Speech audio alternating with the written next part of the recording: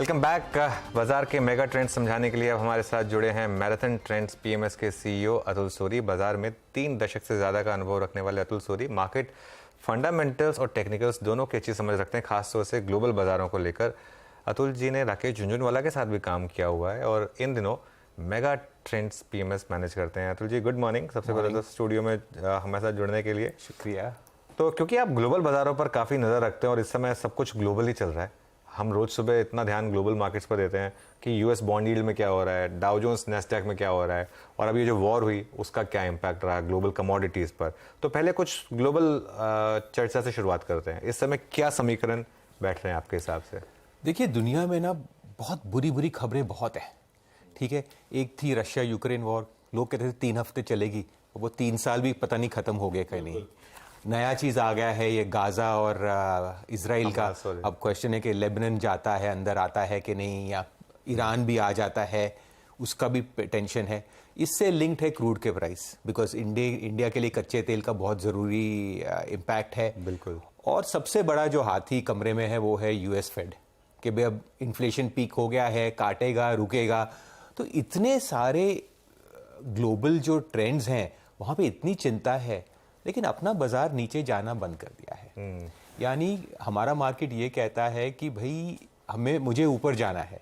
अब अगर यूएस ही देखिए, मैं इंडिया की बात नहीं कर रहा हूँ, वो तो उससे भी अच्छे हैं, बट अगर आप यूएस भी देखिए तो आप देखेंगे कि जो करेक्शंस हुए हैं 6-7-8% के, वो भी आधे आधे तक रिकवर हो गए हैं।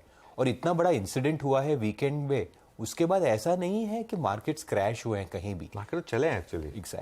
एग्जैक्टली। तो मार्केट हमें ये कह रहा है कि मुझे ऊपर जाना है, क्योंकि जब बैड न्यूज आती है और मार्केट बैड न्यूज पे घटता नहीं है, इट इज अ साइन कि बहुत पेसिमिज्म है। और ये पेसिमिज्म में बहुत बार कुछ भी अगर अनुज पॉजिटिव आ गया, कहीं भी कुछ रिजॉल्व हो गया, तो यू रियलाइज कि मार्केट बहुत जोर से ऊपर निकल सकता है। और इसी कॉन्टेक्स्ट में अगर आप इंडिया देखें तो हम इंडिया लीडरशिप की बात कर रहे हैं। एक तो है भाई, जब मार्केट चलता है क्या बढ़ जाता है वो लीडर कहते हैं, बट मेरे भाषा में जब मार्केट करेक्ट होता है और जो करेक्ट कम होता है वो लीडर कहा जाता है। तो अगर आप देखेंगे कि ये भी जो इंसिडेंट्स हुए हैं, अपना मार्केट 20,222 था और कुछ 4% करेक्ट हुआ, वहां से 2% तो रिकवर हो गया, 2% दूर रह गया, 2% रह गया है। सो आप देखेंगे कि सिर्फ इंडिया की जो क्वालिटी है, ऐसा नहीं है कि यही एक मार्केट लाइफ टाइम हाई कर रहा है, वो तो सब दिख रहा है हमें, बट आप देखेंगे जब करेक्शन भी होता है, करेक्शन मिनिमल होता है। उसके अंदर भी आप देखेंगे तो आप देखेंगे number of stocks making 52 week high versus low. 52 week high में कभी कुछ एक इंसिडेंट वाला स्टॉक है, रोज घटते मार्केट में भी 10, 15, 20 स्टॉक लाइफ टाइम हाई कर रहे हैं। तो वो एक मार्केट का एक इंट्रिंसिक स्ट्रेंथ जो दिख रहा है। मुझे ऐसा लग रहा है कि ग्लोबल मार्केट चाहता है कि ऊपर जाए। अब बुरी न्यूज का कोई किसी पर कंट्रोल नहीं है, बट अगर ये बंद भी हो गई या कुछ अच्छी भी हो गई तो इसका अपसाइड जो है, जो रिस्क रिवॉर्ड है, वो अपसाइड पे फेवरेबल। बिल्कुल। अच्छा, एक और चीज जो मुझे आपके साथ डिस्कस करनी है, और क्योंकि सिंस आपने ये पॉइंट रेज किया कि हमारी मार्केट गिरती नहीं है, उसका एक बहुत बड़ा कारण रहा है, आपका एक वीडियो भी वायरल हुआ था कि जिस तरीके के SIP फ्लोज आ रहे हैं इंडिया में, कल भी 16,000 करोड़ का नंबर आया। करेक्ट। और ये काफ़ी हद तक मिड एंड स्मॉल कैप्स को चेज कर रहा है। करेक्ट। 2 महीने से मैं सुन रहा हूँ लोगों को ये कहते हुए कि आप मिड कैप और स्मॉल कैप गिरेंगे। Correct. Mid cap small cap नहीं गिरते हैं, इनफैक्ट गिरता है तो निफ्टी गिरता है। मिड कैप स्मॉल कैप तो नया हाई बनाते रहते हैं। बिल्कुल। तो यहाँ पर क्या मेजर ट्रेंड्स बन रहे हैं और आपके हिसाब से क्या ये एक बबल बन रहा है यहाँ पे या नहीं? मुझे लगता है कि इसको ना आप मिड कैप स्मॉल कैप की तरह से मत देखिए। मुझे लग रहा है कि आप इसको एक सेक्टर और थीमेटिक देखिए। जो सेक्टर्स और थीम्स चल रहे हैं इंडिया में, वो है आपका कैपिटल गुड्स, इंजीनियरिंग, जो भी एक इंडस्ट्रियल साइकिल रिवाइवल की एक हमें एक होप दे रहा है। और आप देखेंगे कि ये स्टॉक्स जो हैं, इनका लार्ज कैप में रिप्रेजेंटेशन है नहीं, सिर्फ एक L&T छोड़ के। बाकी ये सब सेक्टर्स और स्टॉक्स और थीम्स जो चल रहे हैं, इनका रिप्रेजेंटेशन स्मॉल और मिड कैप में है। और अगर आप दूसरी तरफ देखें, आप देखेंगे लार्ज कैप में 3 बड़े सेक्टर्स हैं। वो है आपका प्राइवेट सेक्टर बैंक्स, सेकंड है IT लार्ज कैप, और तीसरा है ऑयल एंड गैस। और इसमें भी 5 कंपनी है, HDFC, कोटक बैंक, आपका रिलायंस, TCS और इन्फोसिस। तो अगर ये पांचों थोड़ा रेस्ट कर रहे हैं, उसके कारण जो है, जो फ्लोज है, वो ऑटोमेटिकली जो है स्मॉल और मिड कैप में बढ़ रही है। और इसकी कोई बड़ी चिंता नहीं है। देखिए, पिछले 10 साल में यही सेक्टर चले हैं, तो 10 साल चलने के बाद कुछ चीज जब रुकती है तो उसको टाइम लगता है। और जो सेक्टर चल रहे हैं वो अनुज 10 साल चले नहीं थे। और ये हाँ, इस पे जो लार्ज कैप थे वो मिड कैप हो गए, जो मिड कैप हो गए स्मॉल कैप तो गायब ही हो गए। तो इस हिसाब से ये एक काफी बड़ा चर्न आ रहा है ये सेक्टर्स और थीम्स में, और इन सेक्टर और थीम का लार्ज कैप में रिप्रेजेंटेशन नहीं है। तो अगर हम इसको उस तरीके से देखें तो 2003-2008 में भी ऐसा ही था। ये जब 5 साल का बुल मार्केट हुआ था, ये कहां से कहां कंपनियां निकल गई थी। और जरूरी बात है कि अगर इनमें अर्निंग्स आएंगी तो ये सब बबल बात की बात है। मुझे नहीं लगता ये small cap versus mid cap है, ये वो इशू है कि ट्रेंड्स कहां पे है। वीरू? ओके, तो ये एक और स्पेस जिसको लेकर 2022-23 में सबने पैसा कमाया और वो है रियल एस्टेट। आपका सर रियल एस्टेट पे व्यू क्या है इस वक्त? इस बार भी जब रेट रियल एस्टेट भी एक बीटन डाउन सेक्टर है। जैसे हम बात कर रहे हैं पीएसयू बैंक्स की, 10 साल 12 साल के लिए इंडिया में सबसे best short trade PSU banks होते थे, और देखेंगे कि ये 2022 के भी लीड सेक्टर रहे हैं और 2023 में भी लीड कर रहे हैं। रियल एस्टेट भी ऐसा स्टॉक है, अगर आप कोई भी स्टॉक देखिए और इनका लाइफ टाइम हाई देखिए जो 2008 में था, आप रियलाइज करेंगे ये अभी भी मतलब 60-70-80% वहां से लो पे चल रहे हैं। तो मुझे लग रहा है कि ये एक, जैसे मैंने अनुज से पहले कहा कि थीम्स और ट्रेंड्स जो एक डिकेड 10-10 15-15 साल नहीं चले, उनका एक रिवाइवल आ रहा है। रियल एस्टेट में भी इसमें इसी एरिया में है। रियल एस्टेट में वही एक इशू होता है कि भाई हम सब जानते हैं कि सेक्टर में ट्रांसपेरेंसी और कॉर्पोरेट गवर्नेंस के थोड़े इश्यूज हैं। अगर आप सही कंपनी में इसमें पकड़ पाएं तो मुझे लगता है कि उसमें भी एक अच्छी ट्रेडिंग बेट है। थोड़ा वोलेटाइल रहता है सेक्टर, बट एक ट्रेडर पॉइंट ऑफ व्यू से तो काफी इंटरेस्टिंग मूव्स आ रही हैं उस स्पेस में। ओके, रियल एस्टेट, अब आपने बात छेड़ी दी पीएसयू बैंकों की, तो पीएसयू बैंकों में ये जो मैसिव ब्रेकआउट आया, करेक्ट, अतुल, कई बार क्या होता है ना, हम कहते हैं कि ये तो अभी शुरुआत है, या कई बार लगता है कि ट्रेंड के कहीं हम एंड में तो नहीं है। करेक्ट, कहाँ पर हैं हम इस समय पीएसयू बैंकों के ट्रेंड में? अनुज, यही होता है कि आप देखें कि इसे मैं आपको उदाहरण देता हूँ, तीर कमान होता है कि आप जितना पीछे तीर लेके जाएं उतना आगे जाएगा। तो अगर आप सिर्फ 6 महीने, जैसे आप 6 महीने देखोगे तो लगता है सब बबल है, बट यही चीज अगर आप 10 साल देखें, 12 साल देखें, तो उस हिसाब से आप देखेंगे कि ये जो है एक बहुत बड़ा सिक्लिकल ट्रेंड चेंज हो रहा है। हाँ, इसमें 2-5-10% करेक्शन हो सकता है, हम उसकी बात कर ही नहीं रहे हैं, हम एक थीम की बात कर रहे हैं, ट्रेंड की बात कर रहे हैं। जैसे पीएसयू बैंक से रियल एस्टेट की बात की, मुझे तो सबसे ज्यादा ये capital goods, infra, engineering related place हैं, बिकॉज इसमें क्या है कि एक बात है कि चले नहीं, बट इनमें जो अर्निंग्स आ रहे हैं वो बहुत जरूरी है। बिकॉज एक सस्टेनेबल ट्रेंड के लिए क्या होता है कि जैसे जैसे क्वार्टरली अर्निंग्स आते हैं, इनको बीट आना पड़ता है।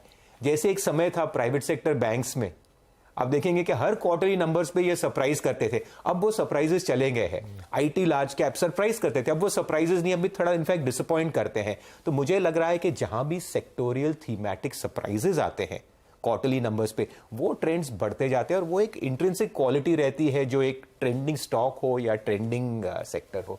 तो मुझे लगता है कि these will surprise on the upside. Okay, अच्छा, अब लार्ज कैप आईटी में क्या व्यू बन रहा है? क्योंकि 2 क्वार्टर से नंबर खराब आ रहे हैं लेकिन स्टॉक्स गिर के नहीं दे रहे हैं। एक्चुअली आईटी ने तो आउट परफॉर्म किया 2 क्वार्टर से। तो ये एक जो बोलते हैं कि बहुत अच्छा कंसोलिडेटिव फेज हो रहा है। जैसे लार्ज बैंक्स भी देखेंगे, ऐसा नहीं कि ये घट रहे हैं, ये एक कंसोलिडेशन फेज है। जब एक चीज बहुत चलती है, वो 10-12 साल चलती है, उसको टाइम लगता है। तो ये मुझे लगता है टाइम वाइज करेक्शन हो रहा है, ज्यादा प्राइस डैमेज नहीं हो रहा, बट एक टाइम वाइज करेक्शन हो रहा है। और ये टाइम वाइज करेक्शन अच्छा होता है, क्योंकि इसके बाद जब लोग इन पे छोड़ देते हैं, इनको भूल जाते हैं, बोलते हैं यार बेचो, तब आप देखेंगे कि फिर इसमें एक नया ट्रेंड होता है। एक रनर होता है, मैराथन रनर होता है, वो हर किलोमीटर फर्स्ट नहीं आ सकता, उसको अपने आप को पेस करना होता है। तो ये जो बड़े बड़े स्टॉक है, दे आर ग्रेट कंपनीज, इनका भी टाइम है थोड़ा रेस्ट करना। As long as they consolidate time wise, कोई बुरी बात नहीं है। बाकी सबको भी कैचअप करना है, ऐसा थोड़ा है कि सिर्फ 5 स्टॉक की रेस है इंडिया में। अगर वो है तो फिर डरने की बात है। ये बहुत अच्छी बात है मार्केट में कि मार्केट ब्रेथ है। आज भी आप देखेंगे कि नंबर ऑफ सेक्टर्स और स्टॉक्स, जो मैंने पहले बात छेड़ी थी, जो ब्रेथ है, that is the best indicator of the health of a market. अच्छा, एक थोड़ा सा मैं विषय से हट रहा हूं। एक नॉर्मली जब भी हम टेक्निकल्स की बात करते हैं मार्केट में, तो हम moving averages, hourly, daily, maximum to maximum, weekly की बात करते हैं। आपकी थिंकिंग लॉन्ग टर्म की, इसलिए आपने नाम भी मैराथन ट्रेंड इसलिए रखा है क्या? क्योंकि वो टेक्निकल्स और लॉन्ग टर्म नॉर्मली एसोसिएट नहीं करते हैं वैसे। बिल्कुल, सबको लगता है कि आजकल देखिए, मैं उस ज़माने का हूँ जहाँ पे ना ये इतने सॉफ्टवेयर्स, मिनट चार्ट, टिक चार्ट, ये आपके सब एल्गोज नहीं थे। मैंने तो देखा है कई लोगों को जो एक हाथ से जो एक चार्ट ग्राफ पेपर पे बनाते थे। तो उस समय क्या होता था कि टेक्नोलॉजी कम होती थी, और इस समय जो हम देखते थे, ये जो आज जो फैसिलिटीज हैं, आज जो सॉफ्टवेयर्स हैं, जो एल्गो ट्रेड्स हैं, ऑप्शन के देखिए आप 30 मिनट्स पे लोग खेल जाते हैं, पूरा ट्रेड कर जाते हैं। तो मैं उस जमाने का हूं जहां पे ये नहीं थे, तो इसे मुझे आदत है चीजों को थोड़े लंबे टाइम फ्रेम देखने के लिए। और मेरा माइंडसेट, जो मेरा बैकग्राउंड है, वो एज अ फंडामेंटल एनालिस्ट है।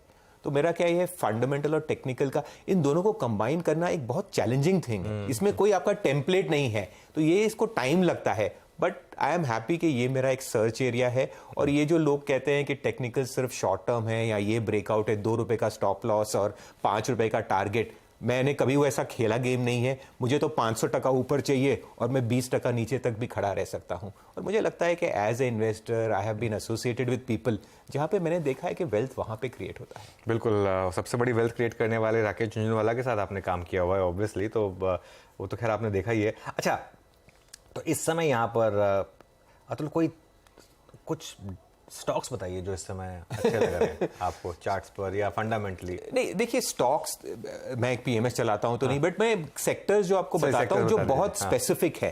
जैसे मुझे लगता है कि एक इलेक्ट्रिकल इक्विपमेंट्स है, अब इसमें कंपनियां 5-6 ही हैं, तो उस हिसाब से आपको उसमें कुछ ज्यादा कुछ फर्क नहीं है। मुझे लग रहा है कि ये जो इलेक्ट्रिकल इक्विपमेंट्स हैं, ये जो केबल वाली कंपनीज हैं, इनमें काफी बहुत अच्छा मूवमेंट है, इनके नंबर्स बहुत अच्छे आ रहे हैं। सेकेंड इज जो आपके इंफ्रा के प्लेज है, वहां भी बहुत एक्शन हो रहा है। तो एक लार्जर थीम है, डिफेंस है, उसमें भी 5-6 स्टॉक हैं। आप देखेंगे कि तो जो एक, जैसे मैंने कहा, ये डिकेड पिछले डिकेड से अलग है। पिछला डिकेड जो था वो एक्सटर्नल फेसिंग लिमिटेड 3-4 सेक्टर्स का था। ये डिकेड अलग है, ये डिकेड ब्रॉड बेस्ड है। ये decade instead of outward facing या एक्सपोर्ट के बजाय जो इनवर्ड है, जो अपनी, अगर ये, मुझे लगता है ये केपेक्स साइकिल जो अगर रिवाइवल हो गया, तो ये मार्केट ये 2003 से 2008 में जैसा था उसमें वैसा कलर आ सकता है। और उनमें आप जाके देखेंगे कि जो सेक्टर्स और स्टॉक्स चले थे, उनका आपको इस समय वो अनुभव होगा कि ये यहाँ से बहुत बड़े मेगा ट्रेंड्स हो सकते हैं। तो मुझे लगता है कि ये एक माइंडसेट शिफ्ट है, और ये माइंडसेट शिफ्ट जितना जल्दी करें वो ज़्यादा अच्छा रहेगा। वीरू? सर, मैं इसी सेगमेंट से एक प्रश्न लेना चाहता हूं आपसे, एग्जैक्टली इसी सेगमेंट से। आप व्हाइट गुड सेगमेंट को देखिए, 2022 मिड तक कितना अच्छा पैसा बना, लेकिन उसके बाद स्थिर थे स्टॉक। डिक्सन ने बहुत स्ट्रांग मूव दिया, डिक्सन, हेवल्स, वोल्टास, ये व्हाइट गुड सेगमेंट में कोई अपॉर्चुनिटी नजर आ रही है सर आपको इस वक्त? देखिए, स्पेसिफिक इनमें भी एक्शन, एक चीज मैंने देखा है कि 2020 के बाद, खासकर कोविड, पहले क्या थे, जो ट्रेंड्स थे वो काफी साल चलते थे, स्टॉक सेक्टर्स 3 से 5 साल चलते थे। अब मार्केट बहुत फास्ट हो गया है, और ये स्पीड जो हम अपनी जिंदगी में महसूस करते हैं वो मार्केट में क्यों नहीं आए। तो मैंने देखा है कि जैसे 2020 में था, जब कोविड हुआ तो फार्मा के स्टॉक चले थे, बट आप देखेंगे कि जब जैसे वैक्सीन हुआ तो ये 2 से 3 साल फार्मा स्टॉक नहीं चले, फिर आपके मेटल स्टॉक चले। तो आजकल जो थीम्स और सेक्टर्स भी चल रहे हैं, उनका रोटेशन काफ़ी फास्ट हो गया है। और मुझे लगता है कि जैसे टेक्नोलॉजी बढ़ती है, कैपिटल फ्लोज बढ़ते हैं, और speed of everything is going up, तो उस हिसाब से मुझे लग रहा है कि जो स्टॉक्स, आपने एक थीम और सेक्टर की बात की है, कि अब ये बहुत ज़रूरी बन गया है कि आप अपने जो ट्रेंड है या जो आपका पोर्टफोलियो के थीम्स हैं, इनको भी थोड़ा जल्दी रोटेट कर पाएं, because speed of everything is become faster. तो मुझे लग रहा है कि एक सेक्टर को आइडेंटिफाई करना से ज़्यादा ज़रूरी है उसमें प्रॉफिट लेके एग्जिट करना। Selling is more important then buying in a market that is so fast. Okay Atul, बहुत बहुत शुक्रिया आज हमारे साथ जुड़ने के लिए, और ये इतनी शानदार बातें हमारे साथ करने के लिए।